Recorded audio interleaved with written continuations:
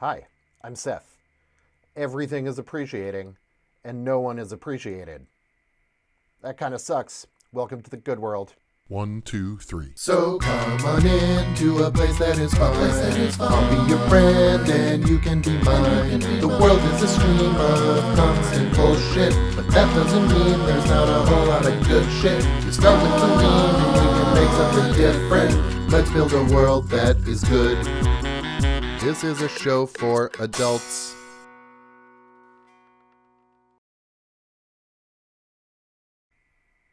Hi, friend. I'm Seth. Welcome to the good world.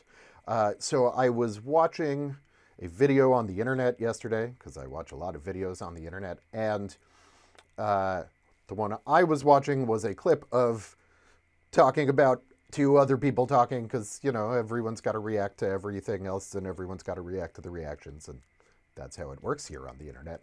And in the sort of fundamental under video, I'll call it, there was an argument over whether women or men are more unappreciated. And in particular, this guy was sort of talking about how there are lots of men out there who do a lot of hard work and feel very unappreciated. And I think that the argument about who is more unappreciated is a trap. Right? The argument over who has it worse under our current structures is a trap, because then it gets people who are hurt trying to elevate themselves over other people who are hurt, which ends up hurting more. And so we end up in this situation. Anytime you have competitive, we'll call it competitive trauma, you're going to run into trouble. And it is one of the things that I sort of realized for myself at some point is my pain and my ways in which I feel, you know, silenced or marginalized, of which I am fortunate to say there are not that many for me. But the realization that just because I feel hurt by something doesn't mean that someone else's pain is invalid, even if in theory our pain is sort of presented as being one against the other, right? We sort of have this very deeply ingrained idea of everything is about competition, and everything is a competition for status, and so you need to get that status, and one of the ways maybe that you can get status is by showing the way that you've been wronged, because then justice is sort of restoring you to your rightful place with a high status. And that's the way that a lot of people end up talking about sort of what I guess I will call our collective struggle. I realize that is a loaded word, and I'm not trying to go down any ist views of any kind. I would say more than anything, I am a person who believes that everyone deserves safety and recognition and appreciation. And so we started this off by talking about appreciation. And this video reminded me of a conversation that I had with my wife, Susie, a couple years ago at this point. And I remember we had been talking, and Susie, in a previous conversation, had expressed that she would like more emotional support from me. And the word she used was cheerleader. It would be helpful if you could be my cheerleader. I would really like that. And at the time, I thought, of course, sure. And the way that I processed that in my brain was, so I will tell her how good I think she is at her job. Because in my head, that was the way in which we talk about someone's value. That was the way in which we support one another. Everything is about she's good at her job, she's successful, and I value that. And so I thought just telling her that was meeting this ask of being a cheerleader, of being more supportive. And so then we sort of ended up coming back to that conversation one time, and I realized, oh, that's actually not, I'm not going to say it's nothing, but it's not enough.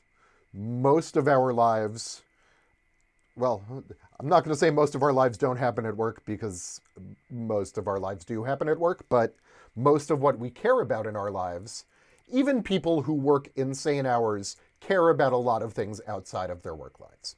And if they are trapped in a schedule where they are working constantly, that then not being appreciated outside of that is a form of neglect. And so I sort of had this realization of like, oh, I haven't been appreciating my partner for just the parts of her that are her. I had only been sort of looking at it through this lens of achievement and status, which is something that I have talked about previously, and I assure you this will not be the last time we talk about achievement and status here. But I realized that what she actually wanted was just, sometimes being a cheerleader means hugging her while she cries, right? Sometimes it means just listening. Often, it means just listening and not trying to solve the problem, not trying to say, well, sure, that thing is bad, but here's another thing about you that's good. Not trying to get rid of the feeling that whatever emotion she's bringing to the conversation, but just sitting there and being present with it.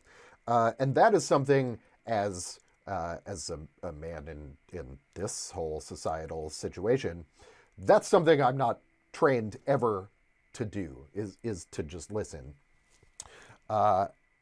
And I have come to realize through learning these ways to better relate and connect with my partner that I also can bring that to interactions with anyone. I can just, if I just show up with my presence and make sure that there is space for someone else to meet me as an equal, that actually goes a long way towards fulfilling the idea of appreciation. Appreciation isn't appreciating someone for what you can get out of them. And even, look, the extent to which my praise of Susie's professional acumen wasn't entirely about like status for me, but when Susie is successful in her job, that does translate to status for me. It also translates to us having more money as a married couple, which is useful. But there's so much more to her than her job, and I married her for so many reasons other than her job and her professional success. And yeah, so I have realized that going out into the world and interacting with people, I've maybe alluded to this before, but here in Sacramento, I have volunteered in the past. I haven't been back since my surgery, but I have volunteered in the past with an organization called Mercy Peddlers. And we go and we bring coffee and snacks and water and stuff to unhoused folks here in Sacramento. And an important part of that work is just showing up for people.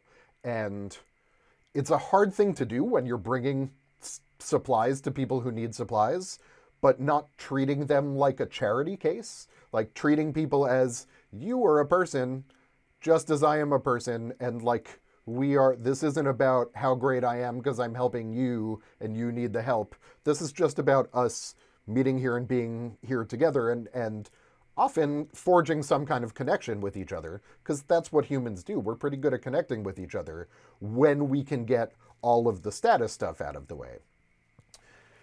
And that was a very important realization for me. It is still something that I certainly haven't perfected it, but it's something I've gotten better at. And I also had this realization in thinking about all of this. So there's an idea in Buddhism called Samsara. I'm sure the actual Sanskrit pronunciation is different from that. But generally when English speakers are talking about it, the word is samsara. And in a literal sense, samsara is the sort of cycle of death and rebirth in a universe where there is reincarnation, right? If we sort of assume metaphysically that our souls are being reincarnated into new bodies, then samsara is being in that process of, okay, you die and now you're reborn in a different body, and enlightenment or nirvana is the way that you can escape that cycle. And you're becoming your whole self-actualized being, more or less. And so if you use samsara as a metaphor, which I am certainly not the first person to do, but if you think of it as all of the systems that are around us all the time shaping our behavior without our consent or our awareness, then the idea of escaping samsara feels very tangible and very much needed. That sound means we're going to take a quick break, but we'll be right back. Hi, friends.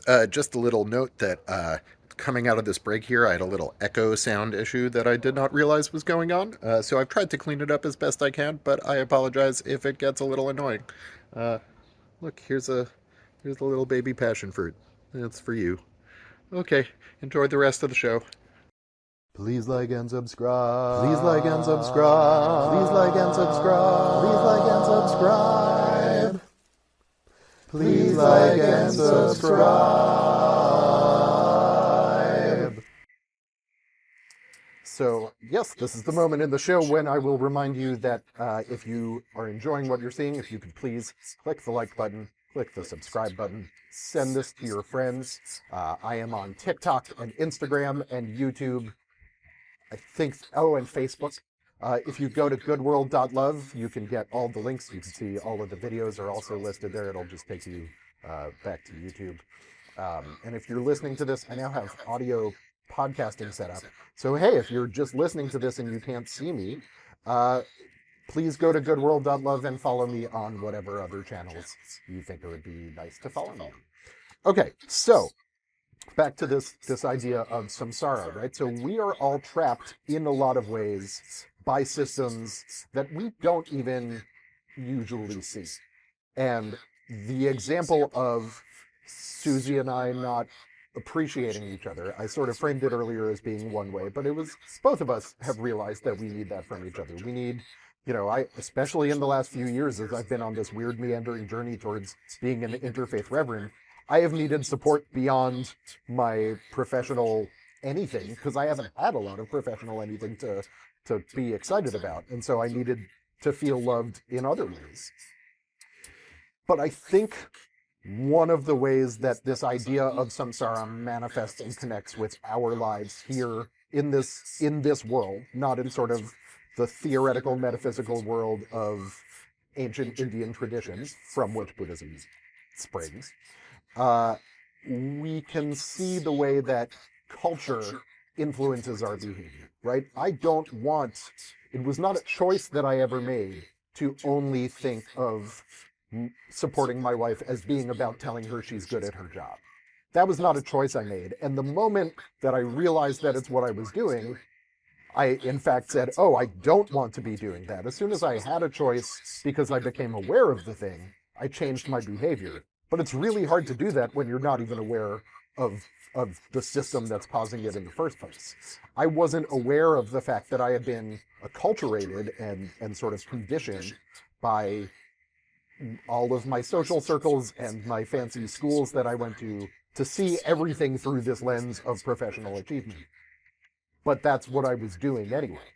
And so that's a form of samsara. And I think more broadly, for all of us, the reason that so many people, I think correctly, feel unappreciated is because our society doesn't treat them as worthy of appreciating.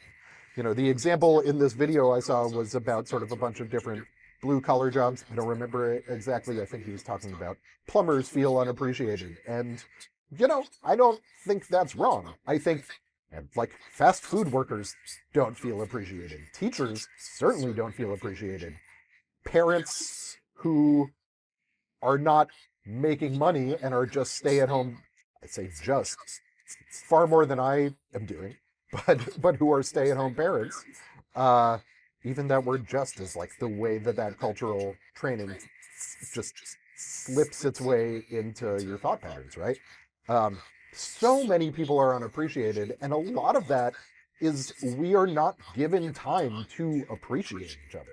Instead, we are made to feel like everything about us, all of our worth to society, but also all of our worth to ourselves and to our partners and our friends, has to come from our labor, or at least our achievement, or how much stuff we have, how much status we have. And that is not a thing that we have to do, but in order to change that, we do have to recognize it on an individual level, right? We have to start by saying, okay, what are the ways in which I have been neglecting and not appreciating the people in my life, or even strangers, for just being themselves and being here and getting through every day? What are the ways that I have been making appreciation conditional on something? What are the ways I have been taking someone else's life and turning it into a transaction that can benefit me?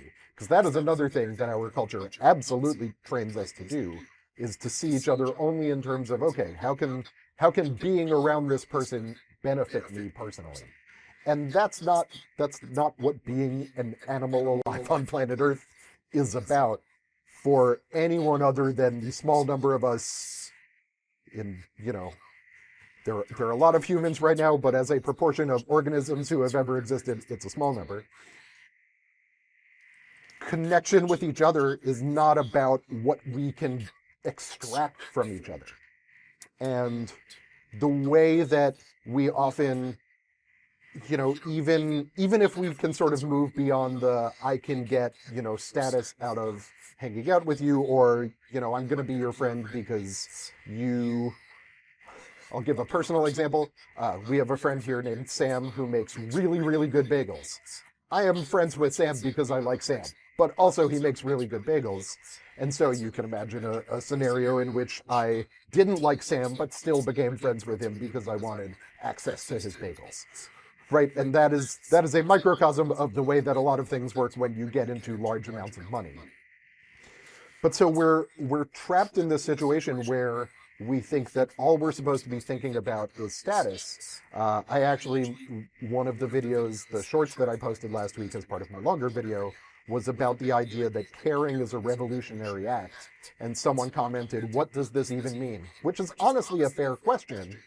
But I think what it means, and maybe I didn't articulate this as well as I could in the previous video, but it means that we are in a society that tells us that all that matters is accumulation.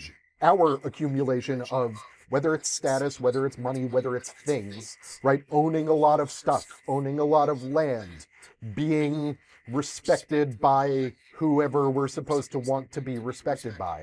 We're supposed to accumulate all of that. And just caring about how am I feeling, how are you feeling, just caring about that is a rejection of that cultural imperative that we're given. It is a rejection of this conditioning that tells us to only appreciate each other for the status we can get out of each other. And I was going back through, so I've mentioned previously, I grew up Jewish. I'm now in interfaith seminary studying to be an interfaith minister. And so one of the things that has happened as part of that is for the first time in my life, I read the gospel a couple of years ago. I never read any of the Christian Bible growing up, because why would I? It wasn't on my radar as a thing that I would want to read. But so I read the gospel, and so this is from the Sarah Rudin translation, which I really like. I know it's not one of the more traditional translations, but it is great. But in Matthew 23, 25, this is the first time in my life I've cited a Bible verse, by the way. So thank you, and you're welcome. But Jesus says, "You have it coming, scholars and Pharisees, play actors. You clean the outside of the cup and the plate, but inside you're brimming with greed and self-indulgence." And that, I think, describes the exact same problem that we're having now. One of the things that Jesus talks about extensively in the Gospels, it's usually translated as hypocrites, but sometimes it is translated, well, here at least by Sarah Rudin, it's translated as play actors. But he's talking about people who are sort of using the existing system to give themselves status, right? They are talking about how great they are at following the laws of God, but they are treating other people terribly. And that should really echo with you in our present moment, because there are a whole lot of people who are very visible in our culture. A lot of them are elected officials. A lot of them are faith leaders. A lot of them are wealthy entrepreneurs, we'll say. But there are a lot of people out there who are using our existing systems and our existing culture as a way to just accumulate status and talk about how great they are, But talking about how great you are is not the same as treating other people well. And it is very, very hard to stop doing that when it's all you know how to do. I will add that part of the challenge here is learning to appreciate yourself. Right? I mentioned in the previous video about my practice is caring, is what I said. And it starts with caring about myself. It also starts with appreciating myself. And I've had to, in my last 4 years of not having a job, I've had to do a lot of work on appreciating myself for myself, and not on the condition of some achievement, something that I was doing or making. I just had to appreciate myself for being me. And that has made it much easier to appreciate other people for being who they are. But I think the value, to me, the value in that particular verse from the gospel is not as an absolute commandment, but it's the fact that this is not a new problem. And it is something that we are constantly working to change, but it is hard because there are big systems that we have to push against to do it. And so when Jesus is talking about the way that people are cleaning the outside of the cup, ooh, look, I have a mug I can use. They're cleaning the outside, right? But inside it's all dirty and gross. And that's basically, you're saying, look how rich I am, look how successful I am, look how high status I am. You're, having people put your face in magazines and whatever. Magazines, they still exist. You're doing all of that, but inside you kind of hate yourself and you kind of hate everybody else too. And so that's why we have this epidemic of underappreciation, because we're not given time to appreciate ourselves, and we are not only not taught to appreciate ourselves, I would say we are taught the opposite of appreciating ourselves. We are taught to only value the parts of ourselves we can commodify. And so unlearning that is a big process, but it is one that I've been working on, and it's going okay. And it's one that I would encourage all of you to work on as well, to the extent that you're able to. But I understand that all of the big societal forces, they're pretty heavy and they're hard to put away, and they're hard to move past. It's a very happy note to end on. All of this is hard. Doing work on yourself is hard. It's worth it, but it's like, I don't know, people say, oh, marriage is a lot of work. I have actually, my marriage has, well, there have been times it's been a lot of work. Lately it has been pretty easy, which is great. But it's been easy because we put in a lot of work. And it's not going to always be easy. But I think working on yourself is kind of like that too. Like I am coming up on the 10-year anniversary of seeing my current therapist. And let me tell you, changing therapists is basically not an option once you've hit that point, because 10 years of backstory to have to bring someone new up to speed on, that's too much. But yeah, I've done some work on myself, and now it's like a little easier to be myself and a little easier to be with other people. And so to the extent you're able to, I would encourage you to do that. Okay, let's do this. Let's do this goodbye song. Man, that was wild. I completely forgot the chords to this song. But I went and looked them up. I have them saved. Well, thank you, friend, for your visit today. Now it's time we both go on our way. The world will still be insane tomorrow, but don't let that fill your heart with sorrow. You can thrive in a desert, just ask a saguaro. Please give to my Patreon. Capitalism is fun. Let's build a world that is good. This is a show for adults. Thank you.